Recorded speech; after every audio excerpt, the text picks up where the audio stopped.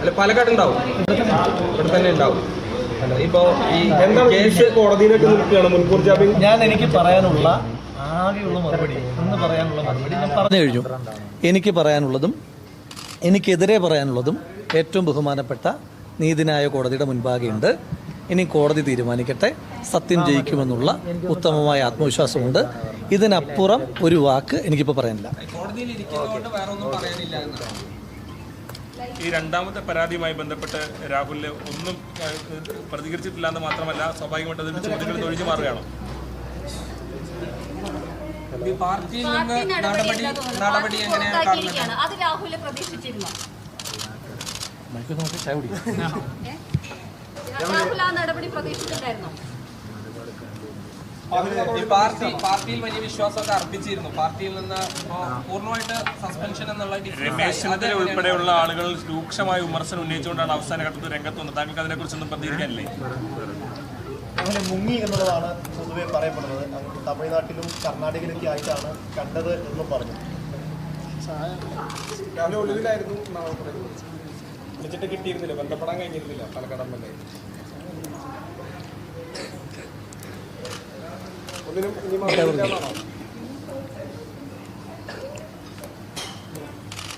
ഇനി മാധ്യമങ്ങളോട് പ്രതികരണം ഇല്ല എന്നുള്ളതാണ്. അതായത് കേസ് തീരുന്നവരെ പ്രതികരണം ഇല്ല എന്നാണ് ഈ വിഷയത്തിൽ. പാലക്കാട് തുടരോ? എന്താ നീക്കം? സാധാരണ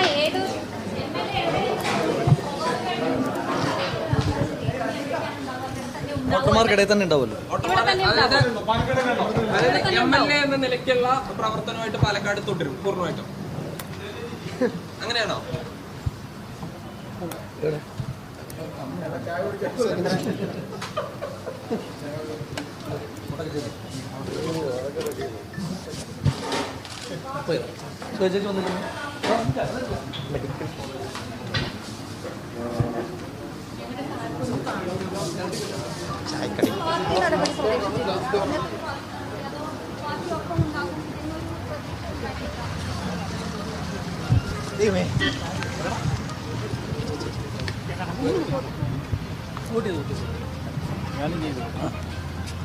ചെയ്ത് ഇപ്പൊ വന്നോട്ടേ ഉള്ളൂ. കിട്ടുമെന്ന് പറഞ്ഞു രാജേഷിന് കിട്ടും. നമ്മളുടെ അവിടെ മറ്റേ സ്ത്രീ കിട്ടുന്നു സുജാ ചേച്ചി. All the best. Following you. തെരഞ്ഞെടുപ്പിൽ ഒരു പ്രതീക്ഷ എങ്ങനെയാണ്? തെരഞ്ഞെടുപ്പിൽ പ്രത്യേകിച്ച് പാലക്കാട് നഗരസഭ ഉൾപ്പെടെ പാലക്കാട് നഗരസഭയിൽ വലിയ പോരാട്ടം നടത്തുന്നു. പാലക്കാട് നഗരസഭയിൽ കോൺഗ്രസിന് മുന്നേറ്റം ഉണ്ടാക്കാൻ പറ്റുമോ?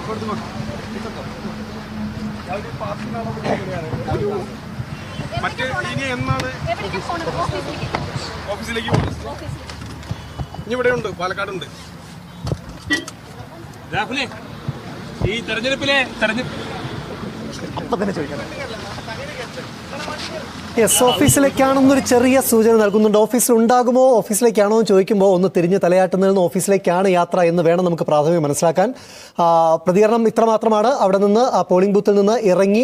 മപ്രകളെ ഒരുപാട് നന്ദി, ഒരുപാട് നന്ദി. കാരണം നിങ്ങളെ ഒരുപാട് തവണ നിങ്ങളെ വിമർശിച്ചിട്ടുണ്ട്. നിങ്ങൾക്കെതിരെ രൂക്ഷമായ വിമർശനങ്ങൾ ഞാൻ ഉന്നയിച്ചിട്ടുണ്ട്. പക്ഷെ ഇപ്പൊ എന്തിനാ നിങ്ങളോട് നന്ദി പറയുന്നത് എന്ന് ചോദിച്ചാൽ, ചെക്കൻ ഇങ്ങനെ വന്ന് പാലക്കാട്ട്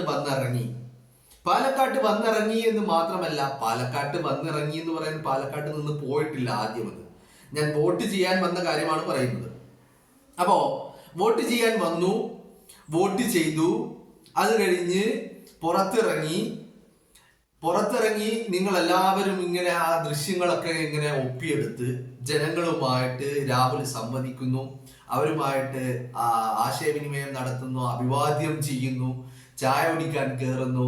നിങ്ങൾ എല്ലാവരുടെയും ക്യാമറയിൽ മുന്നിൽ നിങ്ങളൊന്ന് ആലോചിച്ച് നോക്ക്. കേരളത്തിലെ ഒരാള് ചായ കുടിക്കുന്നത് മാത്രം, അയാൾക്കൊന്നും പറയാനില്ല, അയാൾക്ക് മറ്റൊന്നും ചെയ്യാനില്ല, ഒന്നുമില്ല, ഒരു പ്രതികരിക്കാനൊന്നുമില്ലാത്ത ഒരു ഘട്ടത്തില് അയാൾ ചായ കുടിക്കുന്നത് നിങ്ങളിങ്ങനെ വളരെ ആകാംക്ഷയോട് കൂടി ഷൂട്ട് ചെയ്ത്, അയാൾ ചായ കുടിക്കുന്ന ഒരു സിപ്പ് എടുക്കുന്നത്, അയാൾ പലഹാരം കഴിക്കുന്നത് ഒക്കെ നിങ്ങളിങ്ങനെ ആകാംക്ഷയോട് കൂടി ഷൂട്ട് ചെയ്ത് വളരെ എന്താ പറയേണ്ടത്, ബോധപൂർവം അതിങ്ങനെ ഷൂട്ട് ചെയ്ത് കേൾക്കാൻ ഇങ്ങനെ കാത് കൂർപ്പിച്ച് നിന്ന് ഷൂട്ട് ചെയ്ത് കാണിച്ചതിന് വളരെ നന്ദിയുണ്ട്. അത് കഴിഞ്ഞ് അയാൾ ജനങ്ങളുമായി, പാലക്കാട്ടെ ജനങ്ങളുമായി അയാൾ അഭിവാദ്യങ്ങൾ നടത്തുന്നതും അയാൾ ഈ പറയുന്ന പരിചയം പുതുക്കുന്നതും ഒക്കെ നിങ്ങൾ തന്നെ കാണിച്ചത് കേരളത്തിന്റെ പൊതുസമൂഹത്തിന്. ഇത് നിങ്ങളില്ലായിരുന്നുവെങ്കിൽ ഇതൊന്നും ജനം കാണില്ലായിരുന്നു. നിങ്ങളില്ലായിരുന്നുവെങ്കിൽ ഇതൊന്നും ജനം കാണില്ല. മേ ബി അയാൾ ചിലപ്പോൾ വോട്ട് ചെയ്യാനെത്തുന്നത് അവിടെയുള്ള ആരെങ്കിലും ഒക്കെ ഇങ്ങനെ ഷൂട്ട് ചെയ്ത് വിട്ടാൽ അത് കാണുമായിരുന്നു. അതിനപ്പുറത്തേക്ക് അയാൾ ജനങ്ങളുമായി ഇടപഴകുന്നത്, ആ പാലക്കാട്ടെ ജനം ഇപ്പോഴും എങ്ങനെ അയാളോട് പ്രതികരിക്കുന്നു എന്നുള്ളതൊക്കെ നിങ്ങളാണ് കേരളത്തിന്റെ പൊതുസമൂഹത്തിന്റെ മുന്നിലേക്ക് എത്തിച്ചത്. അതിനാണ് ഞാൻ നിങ്ങളോട് നന്ദി പറഞ്ഞത് കേട്ടോ. എന്നാലും നിങ്ങളുടെ ഒരു ഗതികേട് ഒന്ന് ആലോചിച്ച് നോക്ക്. എന്തൊക്കെയാണ് നിങ്ങൾ തലക്കെട്ടുകൾ നൽകിയത്, എന്തൊക്കെ സ്റ്റോറികളാണ് നിങ്ങൾ ഉണ്ടാക്കിയെടുത്തത്, മെനഞ്ഞെടുത്തത്. അങ്ങനത്തെ നിങ്ങൾ തന്നെ അയാൾ വന്ന് ഇങ്ങനെ വലിയ ഒരു ഷോ നടത്തുകയാ.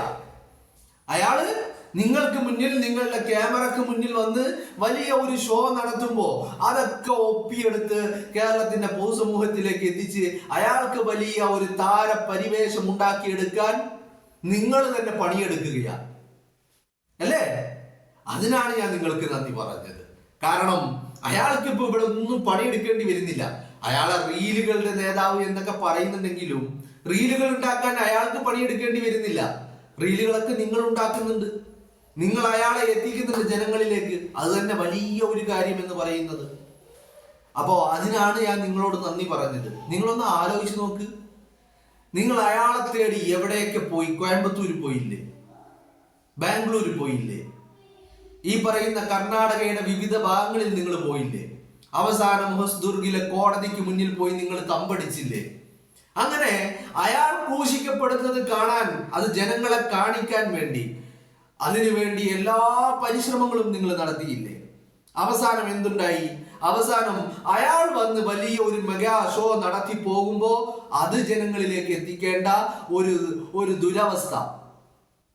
ദുരവസ്ഥ, അതല്ലേ നിങ്ങൾ ഇപ്പൊ ഫേസ് ചെയ്തുകൊണ്ടിരിക്കുന്നത്? അല്ലെങ്കിൽ നിങ്ങളൊന്ന് ആലോചിച്ച് നോക്ക്. ഹൊസ്ദുർഗിലെ കോടതിക്ക് മുന്നില് നിങ്ങൾ എന്തിനാ പോയി തമ്പടിച്ചത്? എന്തിനാ? രാഹുലിനെ ആരോ കസ്റ്റഡിയിൽ എടുത്ത് കൊണ്ടുവന്ന് അറസ്റ്റ് ചെയ്ത് ഈ കോടതിക്ക് മുന്നിൽ ഹാജരാക്കുന്ന ദൃശ്യങ്ങൾ നിങ്ങൾ ജനങ്ങളെ കാണിക്കാൻ വേണ്ടിയല്ലേ പോയി നിന്നത്? മണിക്കൂറുകൾ നീണ്ടു നിന്ന കാത്തിരിപ്പിനൊടുവിൽ പോലീസുകാര് മൂട്ടിലെ പൊടിയും തട്ടി പോയപ്പോ നിങ്ങൾക്കും അതുപോലെ അവിടെ ഡിവൈഎഫ്ഐയുടെ കുട്ടന്മാര് കൊണ്ടുവന്ന പൊതിച്ചോറും തിന്ന് അവിടെ നിന്ന് ഇറങ്ങിപ്പോകേണ്ട ഗതികേട് നിങ്ങൾക്കുണ്ടായി. അത് കഴിഞ്ഞ് നിങ്ങൾക്ക് പിന്നെ എന്താണ് ജനങ്ങളെ കാണിക്കാൻ കഴിഞ്ഞത്? ജനങ്ങളെ കാണിക്കാൻ കഴിഞ്ഞത് ഒരു വ്യക്തി വരിക വോട്ട് ചെയ്യാൻ, എന്നിട്ട് വോട്ട് ചെയ്തിറങ്ങുമ്പോ അയാളെ അറസ്റ്റ് ചെയ്യാൻ കാത്തിരുന്ന പോലീസുകാര് അയാൾക്ക് സംരക്ഷണം ഒരുക്കുന്നത് ജനങ്ങളെ കാണിക്കേണ്ടി വരിക.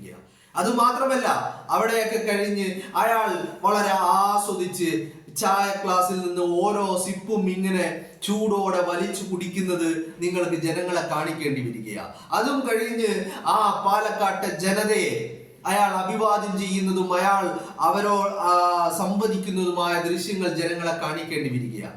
തിരിച്ച് അവിടെയും തീരുന്നില്ല. അത് കഴിഞ്ഞ് അയാൾ MLA ഓഫീസിലെത്തുന്നു. അവിടെ അയാളോട് പരാതി പറയാനും നിവേദനങ്ങൾ കൊടുക്കാനും അയാളുമായി സംവദിക്കാനും ആളുകളുണ്ട്. അവരെ കാണുന്നു, അവരോട് സംസാരിക്കുന്നു, അവരുടെ പരാതികൾ പരിശോധിക്കുന്നു, അവരുടെ നിവേദനങ്ങൾ സ്വീകരിക്കുന്നു. എന്ന് പറഞ്ഞാൽ ഇപ്പോഴും രാഹുലിന് പാലക്കാട് സ്കോപ്പ് ഉണ്ട് എന്ന് പാലക്കാട്ടെ ജനതയുടെ അവർ എന്താണ് രാഹുലിൽ നിന്ന് പ്രതീക്ഷിക്കുന്നത്, അവർക്ക് രാഹുൽ ആരാണ് എന്നുള്ളത് നിങ്ങളുടെ വാർത്തകൾക്കപ്പുറം, നിങ്ങളുടെ തലക്കെട്ടുകൾക്കപ്പുറം, മാപ്രകളുടെ ഈ പറയുന്ന സ്റ്റോറികൾക്കപ്പുറം എന്താണ് രാഹുൽ എന്നുള്ളത് കേരളത്തിന്റെ പൊതുസമൂഹത്തിലേക്ക്, ഞങ്ങളിലേക്ക് എത്തിക്കാൻ നിങ്ങൾ പണിയെടുത്തതിനാണ് ഞാൻ നന്ദി പറഞ്ഞത്. അതാണ് ഞാൻ പറഞ്ഞത്. മാപ്രകളെ സംബന്ധിച്ചിടത്തോളം അതൊരു വലിയാത്ത ഒരു അവസ്ഥ തന്നെയാണ്. ഒരു ദുരവസ്ഥ എന്ന് പറഞ്ഞാൽ വളരെ ശോചനീയമായ ഒരു അവസ്ഥ അല്ലേ? നിങ്ങളൊന്ന് ആലോചിച്ച് നോക്ക്. ഇത്രയും ദിവസം ഈ സ്റ്റോറികൾ, ഈ തലക്കെട്ടുകളൊക്കെ പടച്ചു വിടുമ്പോ ഇവരുടെ ഉള്ളിലെ ആഗ്രഹം എന്തായിരുന്നു? രാഹുലിന്റെ മുൻകൂർ ജാമ്യാപേക്ഷ തിരുവനന്തപുരത്തെ സെഷൻസ് കോടതി നിരസിക്കുമ്പോ ഇവരുടെ ഉള്ളിലെ ആഗ്രഹം എന്തായിരുന്നു? നിങ്ങളൊന്ന് ആലോചിച്ച് നോക്ക്. അത് ആഘോഷിച്ചവരാണല്ലോ ഇവര്. അപ്പൊ അവരെന്താണ് ആഗ്രഹിച്ചത്? ഇത് അടുത്ത സെക്കൻഡിൽ കേരള പോലീസ് അന്വേഷണ ഉദ്യോഗസ്ഥര് രാഹുലിനെ തൂക്കിയെടുത്ത് അകത്തിടും എന്നുള്ളതല്ലേ ഇവർ ആഗ്രഹിച്ചത്? അല്ലെങ്കിൽ അകത്തിടണം എന്നല്ലേ ഇവർ ആഗ്രഹിച്ചത്? അല്ലേ? പക്ഷേ അത് നടന്നില്ല എന്ന് മാത്രമല്ല, ഹൊസ്ദുർഗിലെ കോടതിക്ക് മുന്നിൽ ഇവർ കാത്തുനിന്നത് എന്തിനാ? രാഹുലിനെ കസ്റ്റഡിയിലെടുത്ത് ഇങ്ങനെ കൊണ്ടുവന്ന് അറസ്റ്റ് ചെയ്ത് കൊണ്ടുപോകുന്ന രംഗം അത് ജനങ്ങളിലേക്ക് എത്തിക്കാൻ വേണ്ടിയായി ഇവർ കാത്തുനിന്നത്. അതൊക്കെ നഷ്ടമായി. അവസാനം എന്ത് കാണിക്കേണ്ടി വന്നു? ഈ തെരഞ്ഞെടുപ്പ് ദിവസം രാഹുൽ വന്ന് വലിയ ഒരു ഷോ നടത്തുന്നത്, അത് ജനങ്ങളിലേക്ക് മുമ്പിലേക്ക് എത്തിക്കേണ്ട ഒരു ദുരവസ്ഥ, അത് ജനങ്ങളെ കാണിക്കേണ്ട ഒരു ഗതികേട്, ആ ഗതികേടിലേക്ക് ഇവരുടെ ഈ പ്രവർത്തനങ്ങൾ കൊണ്ടു ചെന്നെത്തിച്ചു ഇവരെ എന്നുള്ളതാണ് നമ്മൾ നേരത്തെ ചർച്ച ചെയ്ത് കഴിഞ്ഞു. ഇതൊക്കെ കഴിയുമ്പോ ചിലർക്കൊക്കെ ചില തിരിച്ചറിവുകൾ ഉണ്ടായി തുടങ്ങിയിട്ടുണ്ട്. ഇവരുടെ കൂട്ടത്തിലുള്ള ചില ആളുകൾക്ക്, വളരെ അപൂർവം ചില ആളുകൾക്ക്, എല്ലാവർക്കും ഒന്നൊന്നും അല്ലെങ്കിൽ മെജോറിറ്റിക്കും ആ തിരിച്ചറിവുണ്ടെന്നൊന്നും ഞാൻ പറയുന്നില്ല. ചില ആളുകൾക്ക് ചില തിരിച്ചറിവുകൾ ഉണ്ടായിട്ടുണ്ട്. ആ തിരിച്ചറിവുകൾ ഇവർ പറയുന്നുമുണ്ട്. ഇവർ അതിന് മടി കാണിക്കുന്നില്ല. എനിക്കതാണ് മനസ്സിലാവാത്തത്. നമുക്കൊക്കെ ഒരു ജാള്യത ഉണ്ടാവില്ലേ? നമ്മൾ ആദ്യം പറഞ്ഞതിന് വിപരീതമായി, അല്ലെങ്കിൽ ആദ്യം നമ്മൾ ചെയ്തതിന് വിപരീതമായി എന്തെങ്കിലും ഒന്നൊക്കെ ഉണ്ടാകുമ്പോ അത് ഉള്ളിന്റെ ഉള്ളിൽ ഒരു ജാള്യത, ഒരു ചമ്മല് ഒക്കെ നമുക്കുണ്ടാവില്ലേ? ഇവരെ സംബന്ധിച്ചിടത്തോളം അതില്ല എന്നുള്ളതാണ്. ഇന്നലെ ഇപ്പൊ നമ്മൾ നേരത്തെ സംസാരിച്ച വിഷയത്തില് ഹാഷ്മി തുറന്നു പറയുന്നത് കണ്ടു. ശബരിമലയിലെ അയ്യന്റെ പൊന്നുകൊള്ള മറക്കാനാണ് രാഹുലിനെ കരുവാക്കിയതെന്ന്, അല്ലേ? അത് ചില ആളുകൾക്ക് ആ തിരിച്ചറിവുണ്ട്. ചിലര് ആ ജാളിതകളൊക്കെ മാറ്റി വെച്ചുകൊണ്ട് ആ തുറന്നു പറയാൻ തയ്യാറാവുന്നുണ്ട്. ചിലരൊക്കെ അത് തുറന്നു പറയാൻ അവരുടെ മനസ്സ് അവരെ അനുവദിക്കുന്നില്ല. അവരുടെ മനസ്സ് അത് അനുവദിക്കുന്നില്ല. ആ ഒരു ഒരു ജാള്യത, ചമ്മല് കാരണം ആ പറഞ്ഞതിൽ തന്നെ പിടിച്ചു തൂങ്ങുകയാണ്. എന്തൊക്കെയാണെങ്കിലും ഈ പറയുന്ന മാപ്രകൾ തന്നെ ഈ രാഹുലിന്റെ ഷോ, ആ മെഗാ ഷോ ജനങ്ങളിലേക്ക് എത്തിക്കാൻ നിങ്ങൾ പണിയെടുത്തതിന്, അതിനാണ് ഞാൻ നിങ്ങളോട് ആദ്യമേ നന്ദി പറഞ്ഞത്. എന്താണെങ്കിലും ഒരുപാട് നന്ദി നിങ്ങൾക്ക്. കാരണം ചെക്കൻ ഇന്നലെ വോട്ട് ചെയ്യാൻ വന്നു. പലരും ദിവസങ്ങൾക്ക് മുമ്പ് കുറിച്ചു, കേരള ചരിത്രത്തിൽ ആദ്യം ഇത് എഴുതി വെക്കേണ്ടതാണ്, ഒരു MLA ഒരു തെരഞ്ഞെടുപ്പിൽ തന്റെ സമ്മതിദാനാവകാശം വിനിയോഗിക്കാൻ കഴിയാതെ പോകുന്നത് എന്ന്. പക്ഷേ അവൻ എഴുതി, പക്ഷെ അവൻ അറിഞ്ഞില്ല. ആദ്യഘട്ട വോട്ട് നടന്നപ്പോ 9-ാം തീയതി ആയിരുന്നു ആദ്യഘട്ട വോട്ടെടുപ്പ്. ആ വ്യക്തിക്ക് അറിഞ്ഞില്ല ഈ രാഹുലിന്റെ വോട്ട് 11-ാം തീയതി പാലക്കാട്ട് നടക്കുന്ന തെരഞ്ഞെടുപ്പിൽ അവിടെയാണ് രാഹുലിന് വോട്ടുള്ളത് എന്ന് BJPയുടെ ജില്ലാ പ്രസിഡന്റ് അറിയാതെ പോയി. അവൻ കരുതി, ശിവൻ കരുതി വരില്ലെന്ന്. പക്ഷേ ശിവനെ ഇനി നമ്മൾ എന്ത് ചെയ്യും? രാഹുൽ വന്നു, വോട്ട് ചെയ്തു, ചായ കുടിച്ചു. അതൊക്കെ ക്യാമറ കണ്ണിലൂടെ കേരളത്തിന്റെ പൊതുജനം കാണുകയും ചെയ്തു.